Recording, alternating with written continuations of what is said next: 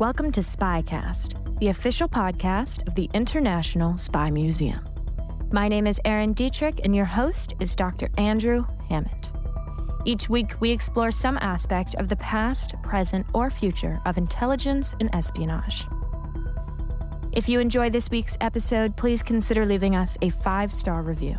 And if you want to dig even deeper into the content of this episode, you can find links to further resources, suggested readings, and full transcripts online. Coming up next on SpyCast. So Jim vanished. We did not know if Jim was alive for 9 months. We really didn't.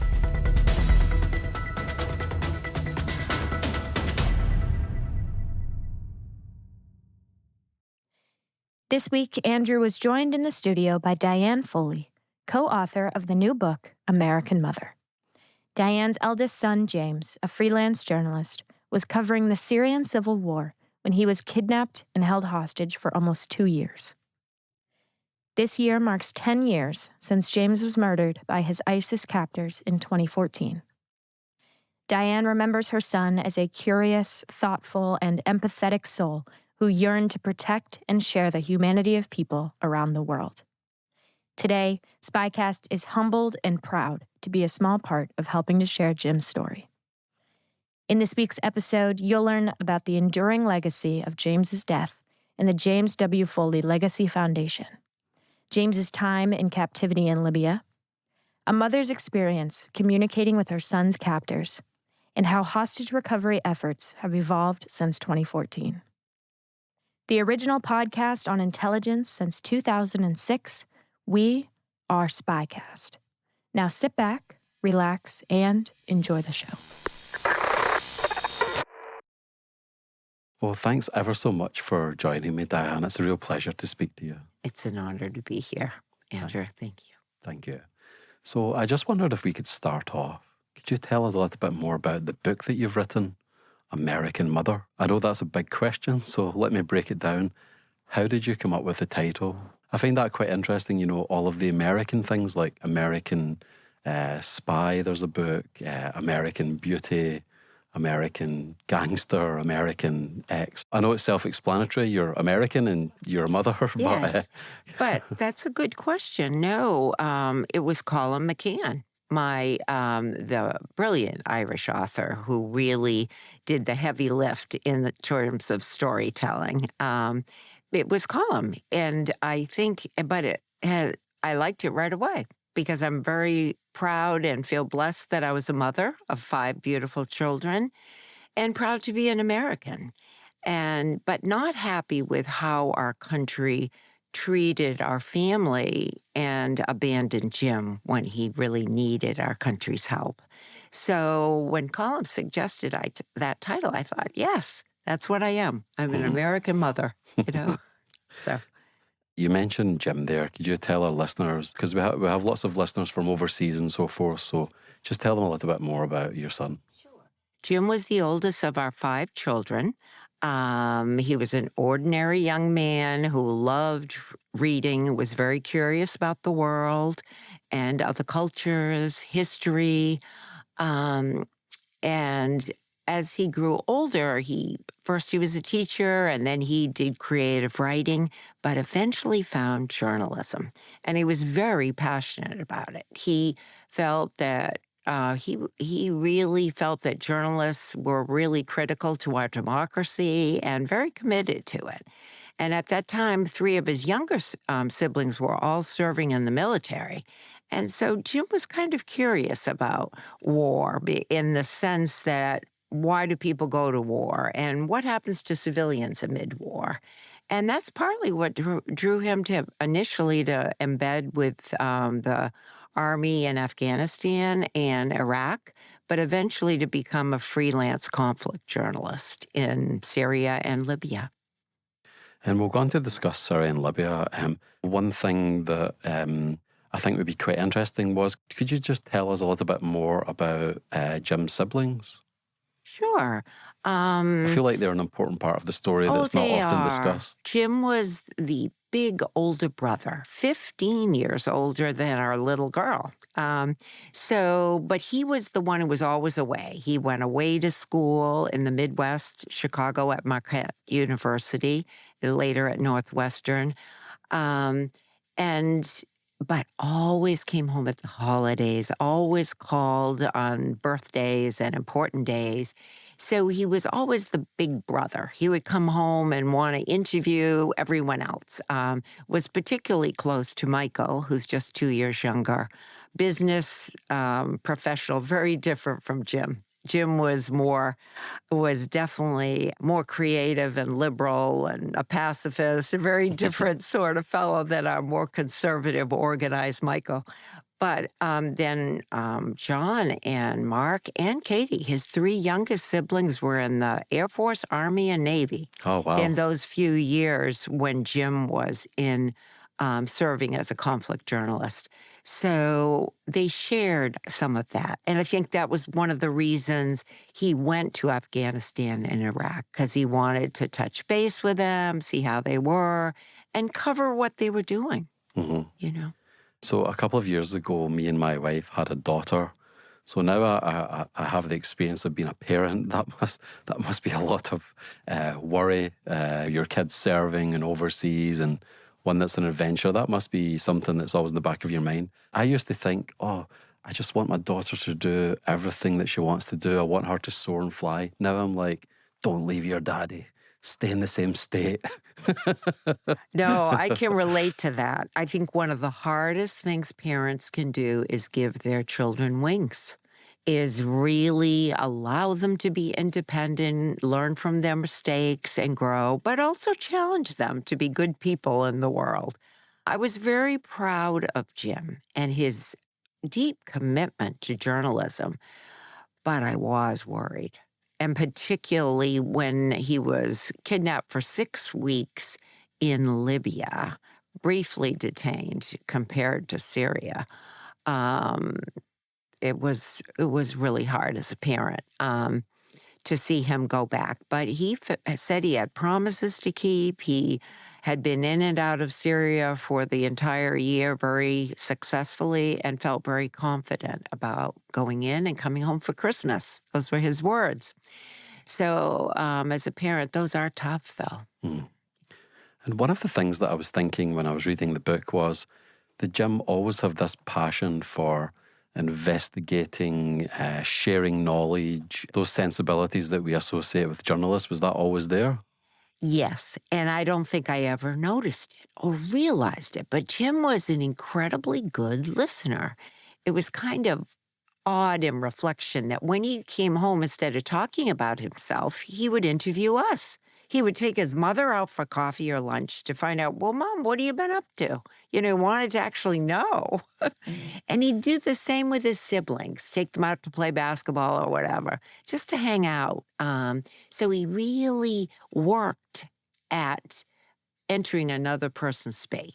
What have you been up to? And he was like that with his friends. So therefore, and as a teacher, so he had a lot of people over the years whom he mentored and got to know as a journalist, primarily because he was such a good listener.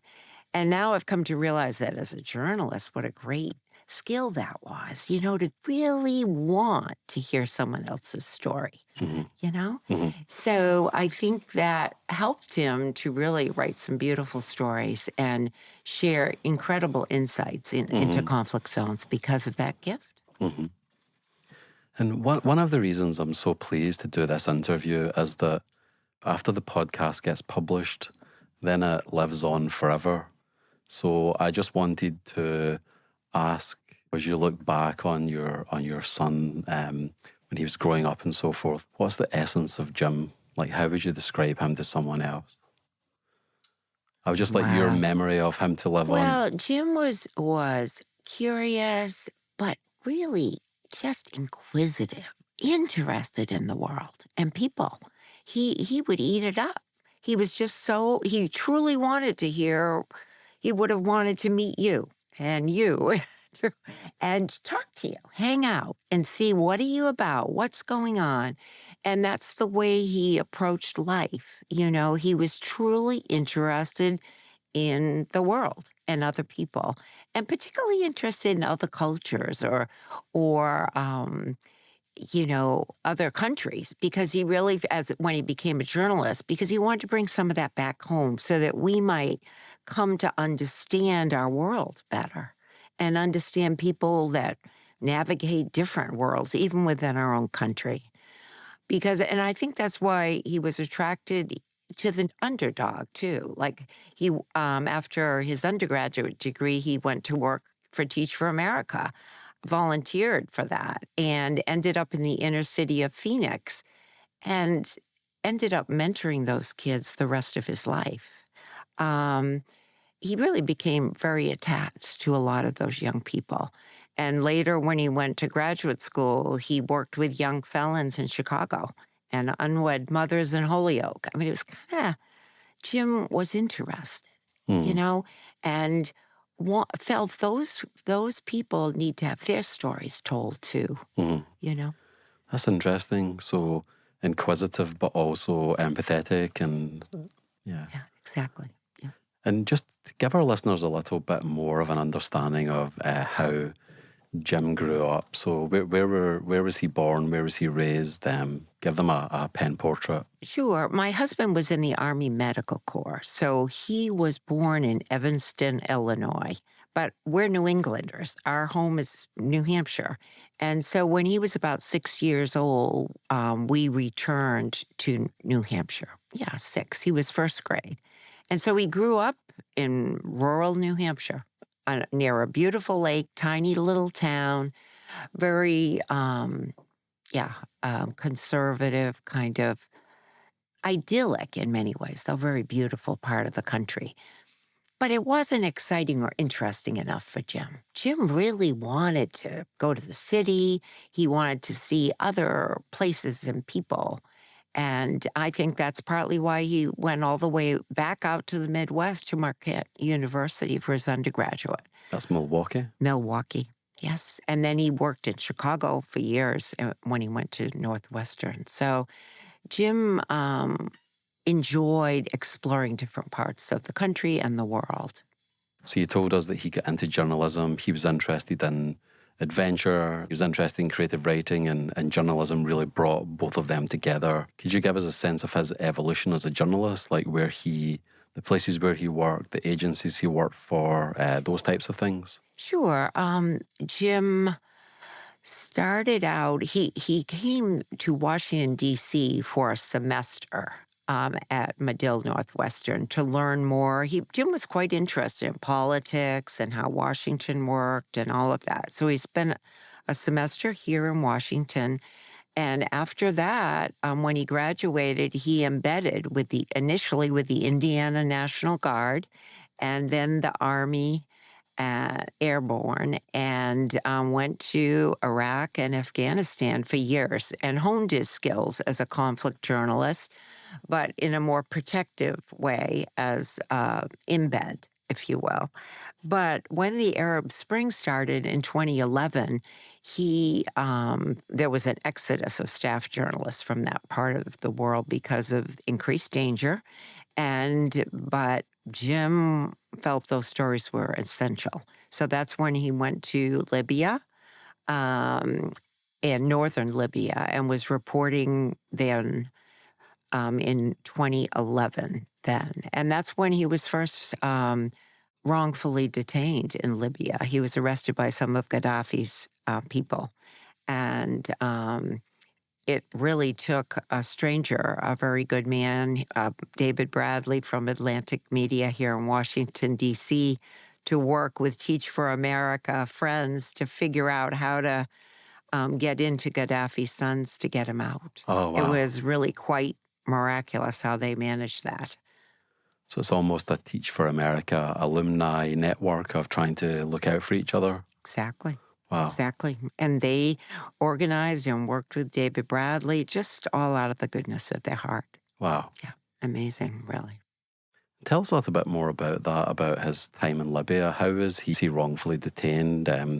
Give our listeners a little bit more Sure. understanding, Well, please. Jim was a freelance conflict journalist, which I didn't realize as a mother how dangerous that truly is, because that means they have no security backup.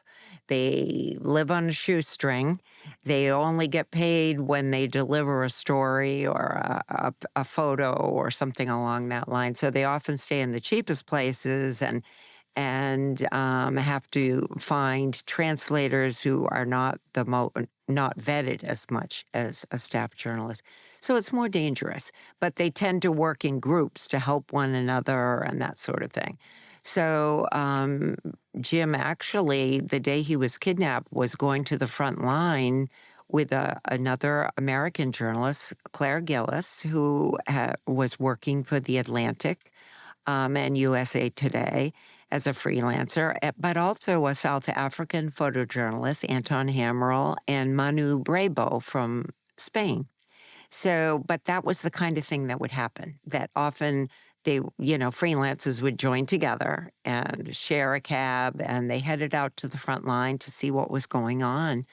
And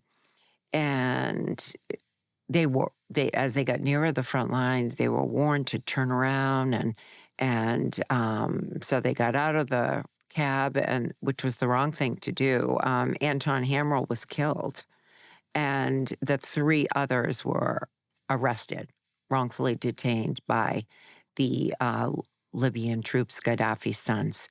But that was witnessed by a New York Times reporter. So we knew at least who had him and had an idea of where he had gone. But still, our government really couldn't help us. At that time in 2011, 2012, there was no U.S. hostage enterprise, no one who consistently was responsible for bringing Americans who were kidnapped or wrongfully detained home. Okay. I'm sure some of our listeners will find that surprising. They might think Iranian hostage crisis in 1979, Operation Eagle Claw, a failed attempt to rescue them, then their subsequent release. Surely some kind of infrastructure or system must have been set up to deal with this type of thing. But tell us what you encountered. What was it like? Well, what I found out that a lot of those were it was up to the president if they took it on or not, and how they assessed the situation. And President Obama, when it came to him, he went along with the slogan that had gone on for several administrations, that we will not even talk to terrorists who take our people, because that might incentivize more terrorists to take our people. When the research really showed that if you don't engage with those captors, those who are kidnapped are going to be killed because they're not worth anything to the captors. So, but that was, I'm sure, in good faith that he felt that was the right thing to do. So he would not allow our FBI or government to help us when Jim was detained. Either time, really. State Department would call me, but the people who really managed to figure out how to get him out was Jim's friends and David Bradley as colleagues. So it was that. And however, Syria was a whole different situation, different but similar in that our government couldn't help, but Jim disappeared. No one witnessed, except the driver witnessed, but had no idea who had taken Jim. Mm-hmm. So it was very different. And you mentioned the research. Could you just tell our listeners a little bit more about that? You said the research says that if you're not speaking to them, then some outcomes are more likely than others. Tell us, Exactly. What is the research on this? Well, it kind of made sense that if you engage with people like a kidnapper or something and pay a ransom or something like that, that maybe that'll incentivize more kidnapping. But what actually most of the research has shown is that if you don't shrewdly engage with the captor in some way, the one who is kidnapped will be killed or die. And as a matter of fact, the FBI has used that domestically to decrease kidnapping because they use ransom for lure. so that when there's a domestic kidnapping, they'll often lure them with a ransom and then arrest the person, the captor. But there's been a lot of controversy about that, and I understand that. But I feel that when Americans, U.S. nationals, are taken hostage or wrongfully arrested, we need to use all tools we have to make it hurt for the captor, but also try to bring the innocent person home. The Foley Foundation does research with hostage families to help inform our foreign policy, so that our country can both protect the backs of innocent Americans who are doing work in the world, but also deter the horror of international kidnapping. Mm-hmm. And I want to go on to discuss the Foley Foundation later, because I'd like to dig into that. I was just wondering, when you say that, there's this line that we don't talk to terrorists, we don't negotiate with them. Sometimes you find out historically that at the senior level, like the president, the cabinet, maybe even another few rungs down, there's no direct contact, but then there's some low-level diplomat, or maybe it's using an ally. Well, we're not talking to them, but through the Brits, we're communicating with them or something. So I'm just trying to get a sense of, does that mean that there's absolutely no communication with the people that take hostages whatsoever, or is it just that it takes place in the shadows? I'm talking about historically. I'm talking about 2011, 2012. At that time, we had no U.S. hostage enterprise or structure to help a U.S. national who was kidnapped or wrongfully detained abroad. That has changed, and that's part of Jim's legacy and the legacy of the other Americans who were killed, because not just James, our son, was killed, not only Jim, but also journalist Stephen Sotloff, aid worker Kayla Mueller, Peter Kasich, businessman Warren Weinstein, journalist Luke Summers were all killed within those 6 months of 2014, 2015.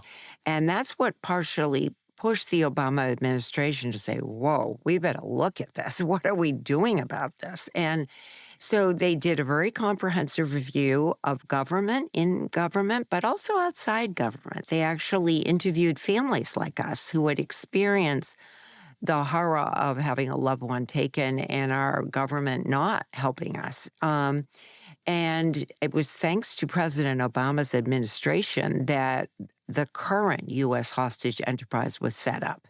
And that's the current enterprise that has brought back people like Brittany Griner, Trevor Reed from Russia.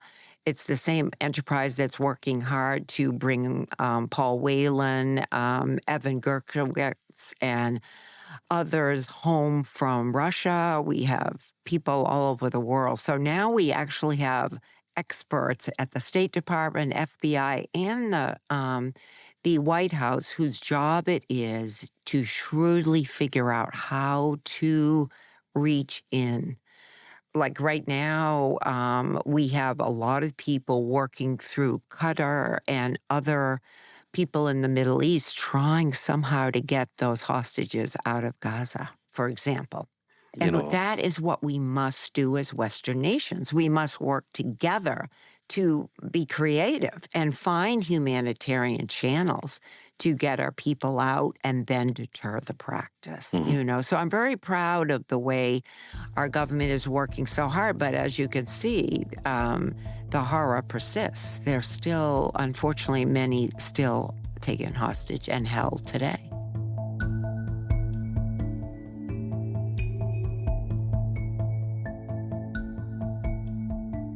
In this episode, you'll hear Diane and Andrew refer to the Iranian hostage crisis. To help you better digest this episode, here's a couple of minutes on this international crisis. In 1979, the Iranian Revolution was coming to a head. On January 16th, the widely unpopular Shah and his family fled the country for vacation. The government that he left behind was quickly toppled, replaced by the theocratic government regime, the Islamic Republic.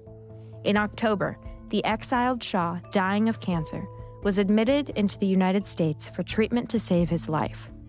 This ignited an immediate outcry in Iran, with many revolutionaries calling for the return of the Shah for trial and, presumably, his execution. On November 4th, a group of around 3,000 students stormed the United States Embassy in Tehran and took dozens of the embassy's staff hostage. President Jimmy Carter's attempts to bring the hostages home were unsuccessful. He would not agree to the Iranian militants' demand for the return of the Shah in exchange for the hostages, and the doomed exfiltration mission, Operation Eagle Claw, ended with the deaths of 8 American servicemen. 52 American diplomats were held hostage for 444 days. They were released just hours after Ronald Reagan was sworn in as president in January of 1981, in adherence with the Algiers Accords. In the next interlude, we'll talk about one of the most successful spy missions that occurred during the Iranian hostage crisis, the Canadian Caper, which also became one of the most successful spy movies of the 21st century.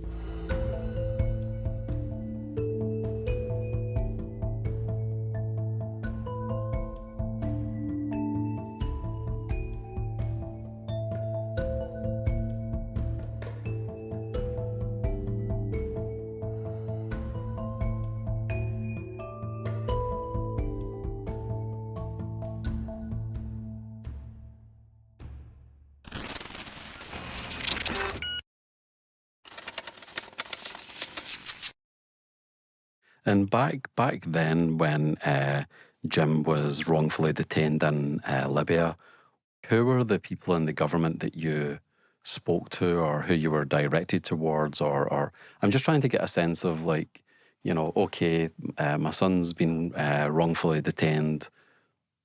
Who reaches out to you? Who do you try to reach out to? What's there's no system at the time. That's an excellent question. The only system at the time was our U.S. Consular Affairs, which is a great group of people who keep track of whenever an American is arrested or taken hostage abroad. So they let us know that that's the case. But they can't help get the person out. And some of those arrests are valid. Sometimes Americans don't know how to behave in other countries or commit a crime or something like that. But Consular Affairs' job is to keep track of those people and hopefully make sure they have humane detention, if you will. But they do not have the mission to help bring them home, or at that time to even identify who was wrongfully arrested. But thanks to the hostage fusion cell and the work of the Robert Levinson family, we had Levinson Hostage Taking and Accountability Act that was passed in 2020. That act codified this hostage enterprise. So it became more than a presidential directive that could have been dismissed. Now it's the law of the land. And so now Consular has to sift through these arrests and figure out which ones are in fact arrested simply because they have a blue passport or because they're a U.S. citizen or legal permanent resident. They didn't commit any crime, but it's just because of that. And that's not easy to do, but this is what they do. And then once that person has been designated as wrongfully detained, then they have the help of the Special Envoy for Hostage Affairs at the State Department. Currently, Ambassador Roger Carstens, who's done a brilliant job. You know, actually, Andrew, your listeners would like to know that more than 100 U.S. nationals have come home since 2014. That's how much this enterprise has made a difference in terms of bringing people home. So they're doing brilliant work, but it's hard work because the captors target Americans because they want something. They want to hold our country hostage or the families hostage in some way. And were you personally or the Foley Foundation, were you involved in that legislation that got passed? Did you just feed into it? Were you interviewed? Did people reach out to you? How did you inform it? Absolutely. It was thanks to Sarah Levinson, one of Robert Levinson's children, and several children, Doug Levinson and David, who were involved.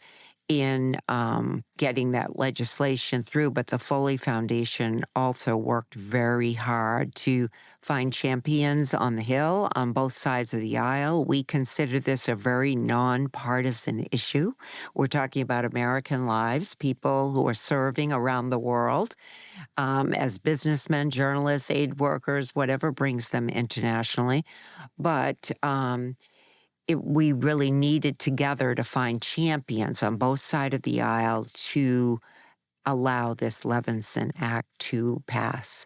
So it was a big deal when it passed in 2020 and has really allowed our government to have the structure and the law behind our government officials to really vouch for Americans who are innocent but are still being held abroad.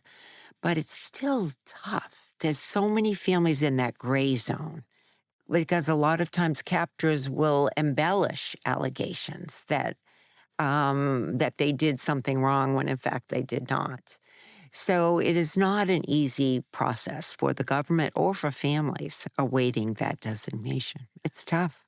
And what does the structure look like now, Diane? So say this happens to someone. What's the setup?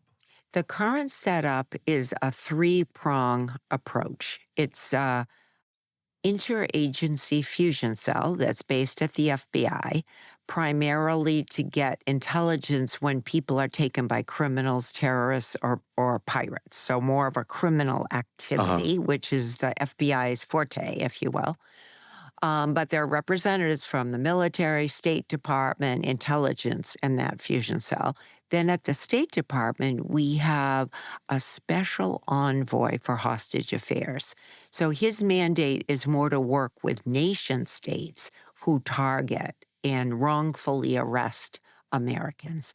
So they primarily deal with countries like Russia, Syria, Libya, China, Venezuela, countries that target people, our citizens, for something they want. Sometimes some African nations, but it's difficult work. It requires shrewd diplomacy. The government cannot always do everything. So the Foley Foundation often will reach out to third-party experts, pro bono attorneys who help us, or security companies to give us help families, give them pro bono advice. Because it's not simple to get people out of these situations. The other very important third part is the hostage recovery group that is at the White House and National Security Council. So that's where the strategies from the special envoy and the fusion cell come for decision making, because ultimately is really the president and his advisors who decide which of those strategies seems like the best one to help get the American home. And then sometimes the captor will reject it. So it's a back and forth negotiation. Okay. So the hostage recovery group, the hostage fusion cell, and the special envoy for hostage affairs, they feed into that. And this is something that our current executive director, Chris Costa, was involved in. Well, Chris is one of the very important members of the James Foley Legacy Foundation board, because part of what we need on our board to be able to advise families is experts like Chris Costa, who's done a lot of behind-the-scenes work in terrorism and hostage-taking.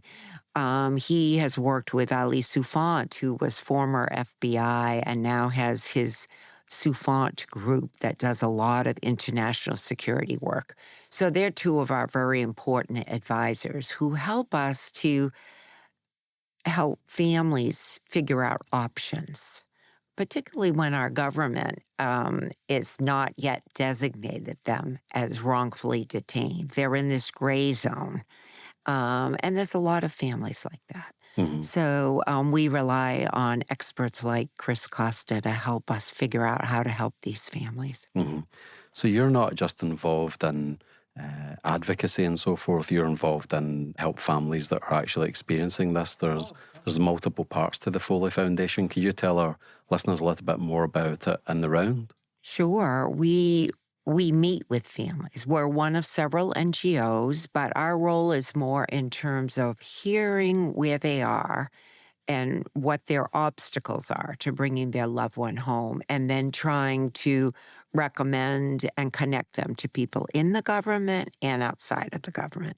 Sometimes they need media to raise the profile. Sometimes they don't want the media to know about their loved ones. They want to do it more undercover. But it really depends on who the captor is and who the loved one is and how much the government's able to help, or whether it needs to be someone outside of the government who uses their expertise to help the family. Hmm. So we do definitely work. We've met with many of the Israeli families. Some families have more help than others. Thank goodness. The Israeli families have had the help of the American Jewish Council and other advocacy groups. Evan Gerkowitz has had the help of the Wall Street Journal. We tend to work the most with families who don't have as much support because it's a lonely journey and it's hard to know what to do when you don't know government or politics, Mhm. you know. So we try our best to guide these families and help them to find other pro bono experts to help them. Mhm. And so James is wrongfully detained in Libya. How long is he detained for, and how does he get out of that situation? He was detained in Libya for 6 weeks, and he really got out with the help of David Bradley and his colleagues from Teach for America. And he had several friends from college who set up a website, social media, tried to raise awareness about his plight. So it was totally an out-of-government, miraculous feat Hmm. that helped him get out. David Bradley and his team at Atlantic Media were all about research. They knew how to set up a team and map out, well, who might know whom in the Gaddafi government. And they knew the Gaddafi family was critical to the key team. So they engaged interested alumni from Teach for America and some of Jim's college friends who wanted to do anything to help investigate and find out a road into the Gaddafi government. So it was through that research that they identified a young woman from Vermont, of all places, who had worked with one of Gaddafi's sons. And she traveled to Libya to Wow. talk to this Gaddafi and persuade him that they didn't want to hold Americans, that this was not good for them to do. So she persuaded them to release Jim, Claire, and the others.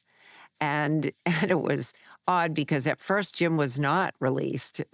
Claire and some of the others, another person was released. And Claire says, "That's not Jim." And so they had to go back to the prison and find Jim. It was kind of bizarre. But it was all thanks to these good people who bothered to follow trails and try to discern who might have an influence on the Gaddafi government who were holding him. And then we worked with an ambassador who helped retrieve them and get them out of the country. So it was quite an elaborate effort on their part. What was your reaction when he was captured? Like, where were you when you found out in terms of Libya? And what was your reaction when he got released? I mean, it may seem like an obvious question, but most people will have never been in that position. And We you were have. totally shocked, Andrew. I had taken my elderly mother out to lunch, and someone from Human Rights Watch found my name through Facebook and called me. My husband called me, said, "Jim's been kidnapped." I mean, that's the way we found out. It was shocking. I mean, I think sometimes we Americans can I was very naive. I was shocked that this happened. And him getting out was really a miracle. It was miraculous. And it was just thanks to all these good people who bothered to make that happen. Mhm. Yeah, it was truly extraordinary and really took us to our knees. All I did was pray. literally, and pray that somehow we might find a way. And it was through all these good people that he was brought home. Mm-hmm. And what was Jim's reaction like? Was he, it's okay, it won't happen again? Or, let our listeners know a little bit about how he reacted to that. He was so grateful.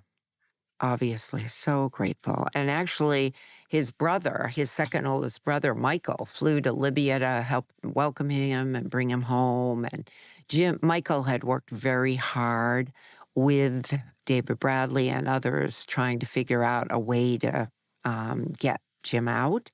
And after he came home, Jim went on a gratitude tour, literally. He went to all his alma maters and lectured and thanked people for their goodness. And it was interesting, though, when he was at Marquette University, that's when he first talked about how he had a physical courage, but now he had come to realize how important moral courage was.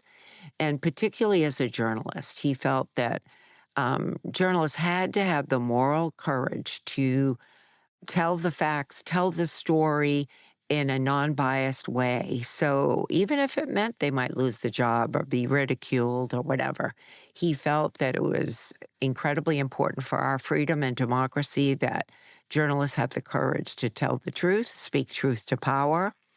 And that has challenged me because Jim has challenged me to have the courage to try to do my part. So, but the other part when Jim came home is I noticed he was very restless. And I think the kidnapping had been very traumatic. I think he had trouble resting. He was very restless. He had seen a lot of sadness and people suffering in Libya and just wanted to get back to work.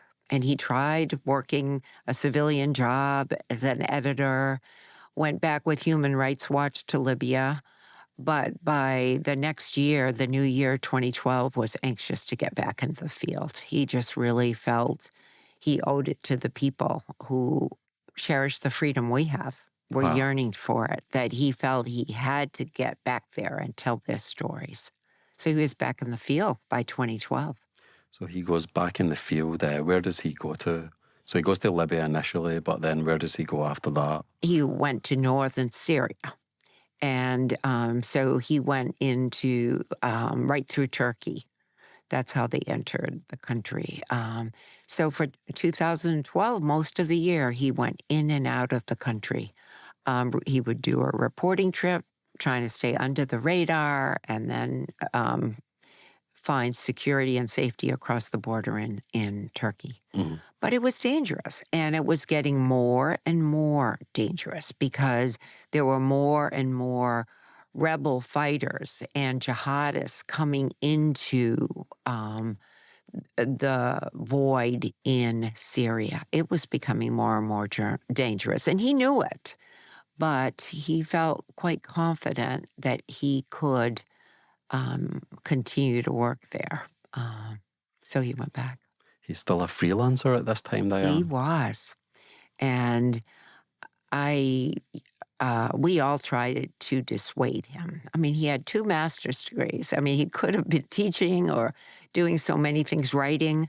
But he just felt those stories were essential, Andrew. And it really made me realize and recognize the courage of our current journalists going into Ukraine or Gaza. We wouldn't have any idea what's happening in that part of the world without those folks who dare to be there and dare to find ways to tell that story and bring it back to us.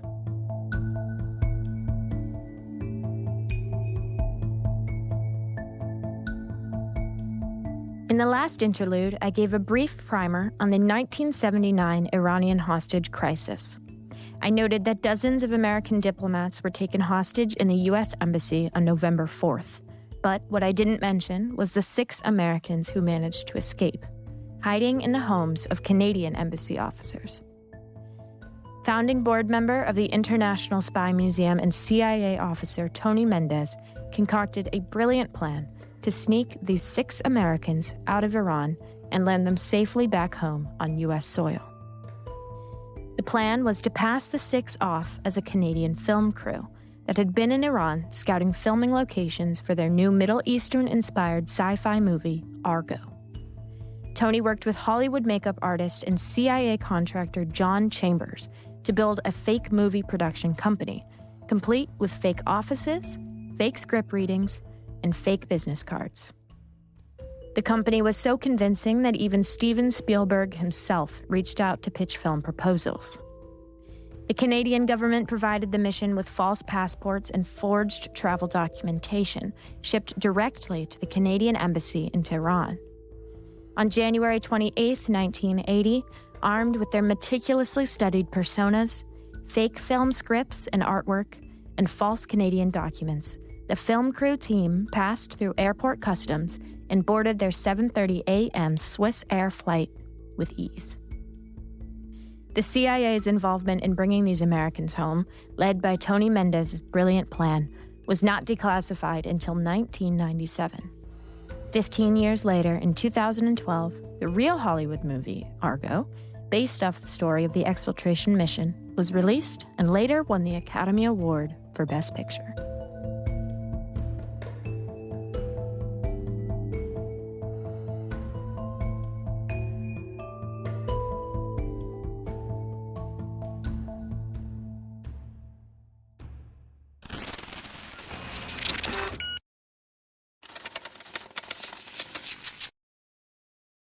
Silly question, but is there anywhere online where Jim's journalism is compiled, where our listeners could maybe go and read some of his stories? Or That's interesting. Yes, as a matter of fact, it's kind of beautiful.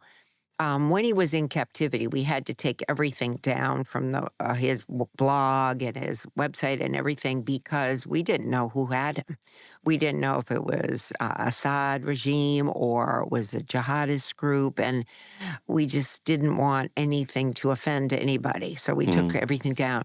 But his undergraduate alma mater, Marquette University, is doing an archives of Jim's work. So they are compiling all of Jim's work and has received funding to do that. So they're in the process of compiling all of his work, so it'll make it available to the public and journalism students for, a long time. So I'm very grateful for them. Mm-hmm.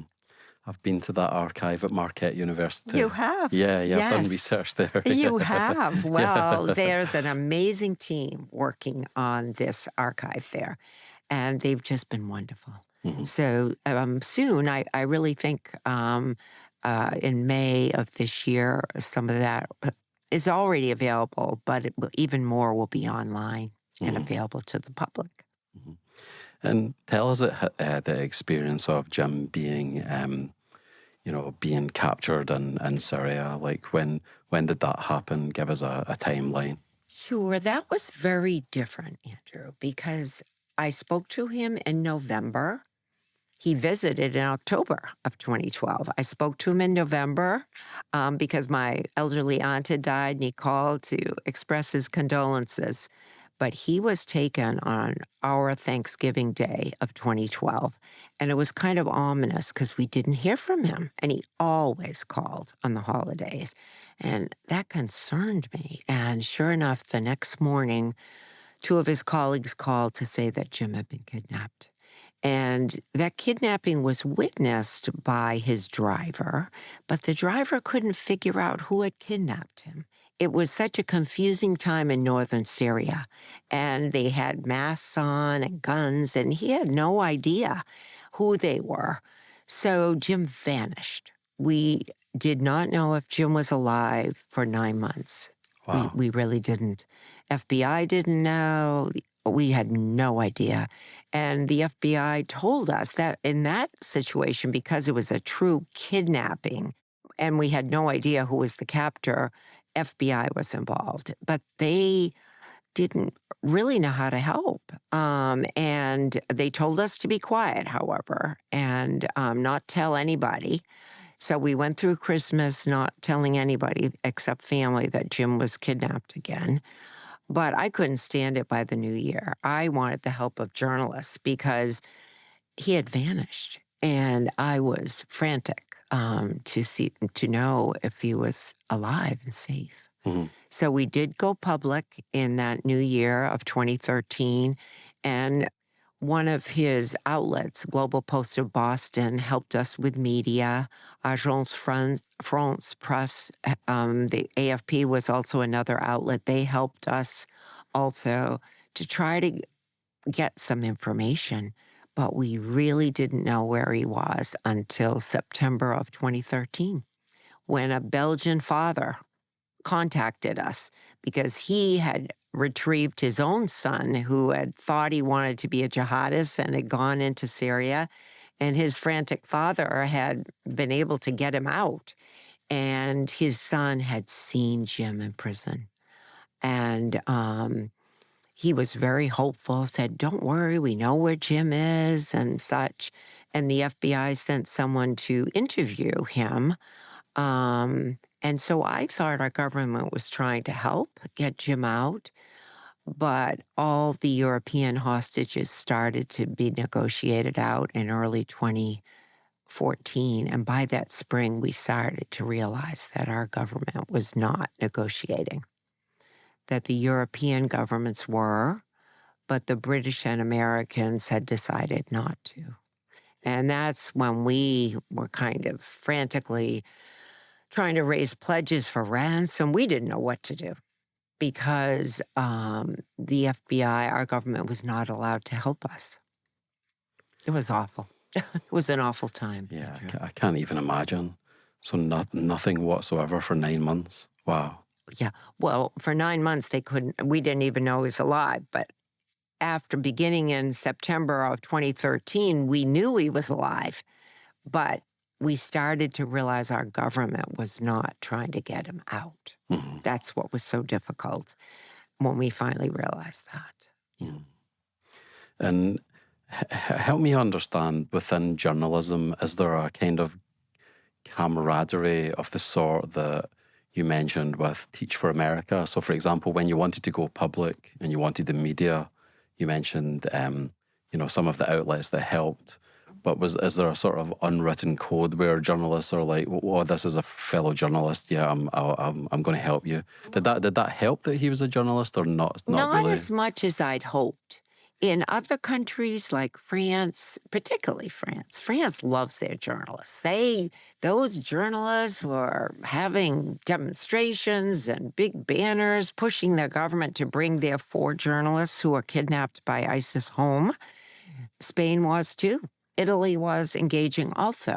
Even Denmark allowed at least the Danish family to help ransom their citizen out. But our country was different. That day when we went public, we had some interest.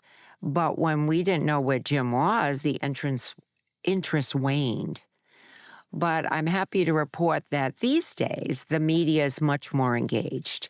And that's been part of the work of the Foley Foundation and the work of a lot of great journalists who realized how that needs to happen, that we need the help of media to let the public realize that innocent Americans are being held hostage and need public support to help support our president in difficult decisions, because it isn't always appreciated that we have to trade some of our prisoners, if you will, for an innocent American. Some of these deals are not what we'd like to do, but we have to have the moral courage to find ways to bring Americans home while at the same time holding those captors accountable. But it's very difficult. So we've needed the media to give us some public support for prioritizing the return of our people. Mm-hmm. So he goes to northern Syria. He's taken hostage. Then nothing for 9 months. September 2013, you find out through this father of the Belgian wannabe jihadist that he's still alive. Can you walk the story forward from there, Sure. please? And then Kayla Mueller, one of her colleagues, also saw Jim in prison. And so we heard that.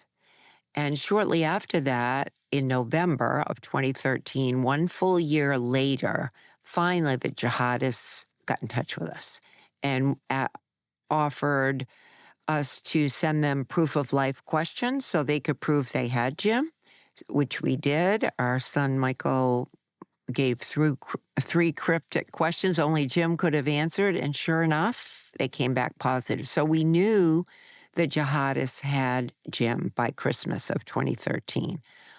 But then they cut off communication. They did not connect with us again. And it was the following year, starting the end of January, early February, when the European hostages started to come home. But by June of 2014, the last European came home and nothing. We heard nothing.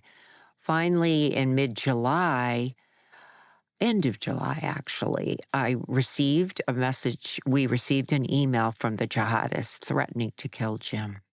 And I thought, oh, well, we can offer them the ransom. They weren't interested in any ransom at that point. They wanted to use our citizens as propaganda. So that's 2 weeks later, they killed Jim. Mm-hmm. Yeah. And how did they get in contact with you initially? Was that an email? Or? It was an email, and it was very shrewd. It was an encrypted email. So our FBI couldn't even figure out where it was from. Wow. It was awful. I mean, these people were not stupid. They were shrewd, very smart. They knew how to reach us, but we couldn't trace them. Couldn't find them, I think it would be interesting to maybe fast forward to your experience in 2021. Could you just tell our listeners a little bit about that? It's the way that the book opens very, very beautifully, and this whole story is of course told in greater depth in the book. But I think hearing it from your words is quite powerful. Thank you, Andrew. Yes. In 2018, 2 of the jihadists who had kidnapped Jim and the other Americans and tortured them were arrested in northern Syria and taken to Iraq. And it took several years for the British government and American government to eventually extradite them to the U.S., but they did in 2022. And it was Alexander Cody and Al-Shafi al-Sheikh. And both of them had been British citizens who decided to join ISIS. And one of them wanted a full trial. He wanted nothing to do with anything, but any victims. But Alexander Cody was different. He pleaded guilty to all 8 counts. He pleaded guilty to kidnapping, torture, accessory to murder, all of it. And he offered to speak with victims. So I thought, I just had a feeling that Jim would have wanted to talk to him and would have wanted Alexander to have a chance to tell his story. And as a mom, I wanted to tell Alexander who Jim was. So I had in a similar time frame met the author Colin McCann, who very generously offered to come with me. He was kind of curious himself. So he accompanied me to speak with Alexander Cody in Alexandria, Virginia. And we met with him for 3 days, 2 days in 21 and 1 day in 22. And I'm really glad I did, because he expressed a lot of remorse for what we had endured and understandably tried to justify his role, that he was in war, following orders, that kind of thing. But my biggest takeaway, it was also sad. And it just shows me when we hate one another, this is what happens. He has lost his freedom. He's a young man, mid-30s. for the rest of his life. He'll never see his 4 daughters or wife again. He'll never probably get to his homeland again. And we lost our beloved Jim, a talented journalist, and thousands of innocent Syrian people were killed. So I was glad that we could at least talk to each other and try to listen to one another, because that's what Jim would have done. Mm-hmm. Jim had worked with a lot of disenfranchised youth like him in Teach for America and at the Cook County Jail. So I really felt a lot of sadness for Alexander. And the whole thing was very sad. But it was a beautiful moment in the sense that at least we could hear one another. And I think one of the things, just to close out the final question, what came across to me reading the book was just tremendous generosity of spirit that you have, humility, a lot of things that other people would maybe struggle to get over. But I don't know, does that come from your faith or? Well, it comes definitely from my faith in a loving and merciful God, definitely. But also from my son, who has challenged me to do the right thing, to put away bitterness, to try to find a channel of forgiveness, and to try to find some good in the horror of it all. Jim would have. And that's been a challenge for me. So it hasn't been easy, but with the grace of my faith in God, I've had that superpower to help me. And like I say, Jim has challenged me to try to help others who find themselves in this awful situation. But I hope our little book is a book of hope, because I think it shows that a very ordinary person like myself can make a difference, as can your listeners, just by trying to do the right thing every day. Make a difference for good. I would invite any of you good listeners who are interested in my story, American Mother, to go to jamesfoleyfoundation.org. For a small donation, we would be so grateful to send you a personalized copy of American Mother. And your support will make a difference for other fellow Americans. So I thank you so much for listening. Well, thanks ever so much for coming to speak to me. I really appreciate your time. It's an honor. Thank you so much, Andrew.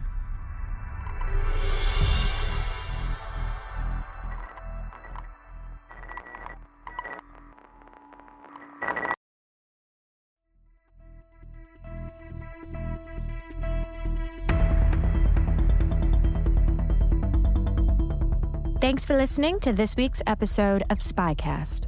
Please follow us on Apple, Spotify, or wherever you get your podcasts.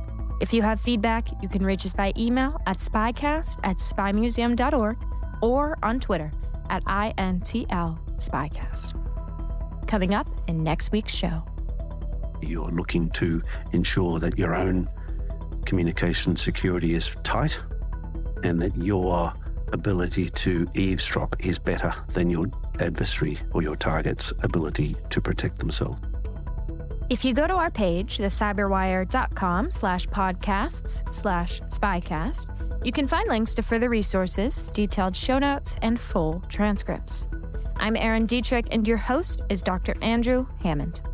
The rest of the team involved in the show is Mike Mincy, Memphis Vaughn III, Emily Coletta, Emily Renz, Afua Anakwa, Ariel Samuel, Elliot Peltzman, Trey Hester, and Jen Iben.